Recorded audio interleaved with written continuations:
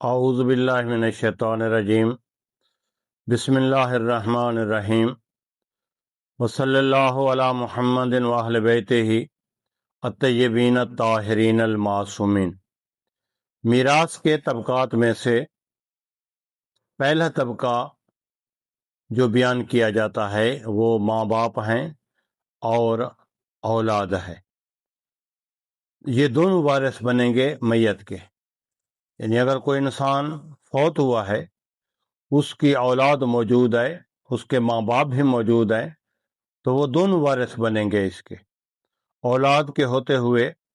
یعنی ماں باپ کو بھی حصہ ملے گا اور اولاد کو بھی حصہ ملے گا۔ اس کے ساتھ ایک اور رشتہ ہے جو تمام ورثاء کے ساتھ جاری رہتا ہے، وہ ہے شوہر اور بیوی کا۔ یعنی اگر شوہر فوت ہوا ہے تو بیوی تمام ورثاء کے ساتھ وارث بنے گی اور شریک ہوگی، اور اسی طرح اگر بیوی فوت ہوئی ہے تو پھر شوہر اس کا وارث ہوگا۔ تو یہ دو ایسے رشتے ہیں بیوی اور شوہر کا کہ جو وراثت میں ساتھ ساتھ ہوتے ہیں اور تمام کے ساتھ یہ شریک ہوتے ہیں۔ دوسرے طبقے میں بہن بھائی ہیں میت کے، اور دادا اور دادی ہیں۔ یہ دوسرے طبقے میں موجود ہیں اگر پہلے طبقے کا کوئی فرد موجود نہیں ہے، نہ اس کی اولاد ہے، نہ اس کا ماں باپ ہے، پہلے طبقے میں نہ اولاد کی اولاد ہے، کوئی بھی نہیں ہے، تو اس صورت میں دوسرا طبقہ جو ہے، دوسرے طبقے کے افراد جو ہیں وہ وارث بنیں گے۔ تو پہلے طبقے کا اگر ایک فرد بھی موجود ہے، مثلا اس کی اولاد میں سے ایک بیٹی موجود ہے یا بیٹا موجود ہے یا اس کی اولاد کی اولاد موجود ہے، تو پہلے طبقے میں اگر ایک فرد بھی موجود ہے تو ساری کی ساری میراث اسی پہلے طبقے کے فرد کو ملے گی، دوسرے طبقے میں منتقل نہیں ہوگی۔ دوسرے طبقے میں اس وقت منتقل ہوگی جب پہلے طبقے کے افراد میں سے کوئی بھی موجود نہ ہو، نہ ماں باپ ہوں، نہ اولاد ہو، نہ اولاد کی اولاد ہو، یعنی کوئی بھی موجود نہیں ہے پہلے طبقے میں سے، تو پھر دوسرے طبقے کی طرف منتقل ہوگی۔ یہاں پہ ایک ضروری مسئلہ بیان کر دیں جو کہ معاشرے میں اکثر پوچھا جاتا ہے اور مبتلا بھی ہے، وہ یہ ہے کہ اگر اولاد میں سے کوئی فوت ہو جائے، اولاد ہے کسی انسان کی، بیٹے ہیں، مثلا 4 بیٹے ہیں، اور ان میں سے ایک بیٹا فوت ہو گیا ہے اور وہ بیٹا شادی شدہ تھا، اس کی اولاد بھی تھی،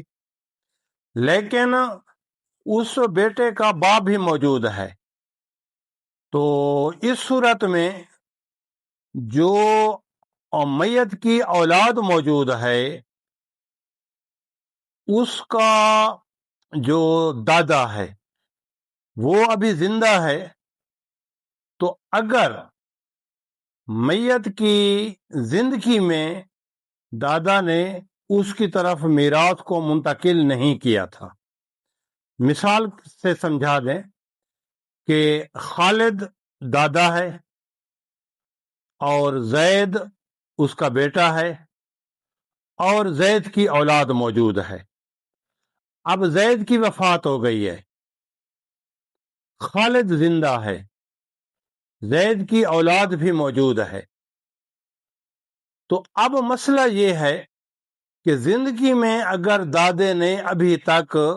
وہ جائیداد میراث اپنے نام رکھی ہوئی ہے، اولاد کی طرف منتقل نہیں کی، تو اس کے 4 بیٹوں میں سے جو زید فوت ہوا ہے، آیا اس کی اولاد کو حصہ ملے گا یا نہیں ملے گا؟ تو اس میں فقہا، شریعت اسلامی، روایات معصومین اور ایک عقلی قاعدہ بھی موجود ہے کہ چونکہ ابھی تک میراث دادے سے اولاد کی طرف منتقل نہیں ہوئی، تو اس لیے جو زید فوت ہوا ہے اس کی اولاد کو میراث نہیں ملے گی، باقی خالد کی اولاد کے ساتھ، یعنی جو 3 اولادیں اس کی باقی ہیں، بیٹے باقی ہیں، اور زید فوت ہو گیا ہے، تو زید کی اولاد کو شرعی طور پہ میراث نہیں ملے گی، کیونکہ ابھی تک دادے سے منتقل بھی نہیں ہوئی۔ البتہ اخلاقی طور پہ اور تراحم کی بنا پہ، صلہ رحمی کی بنا پہ دادے کے لیے یہ حکم ہے کہ وہ اپنی جائیداد میں سے اپنے مرحوم بیٹے زید کی اولاد کے لیے حصہ اس جائیداد میں سے رکھ دے اور ان کو منتقل کر دے، انتقال کر دے، تاکہ وہ بھی اس سے استفادہ کر لیں، اس سے اس کے لیے اجر و ثواب ہوگا۔ وصلی اللہ علی محمد وآلہ الطاہرین۔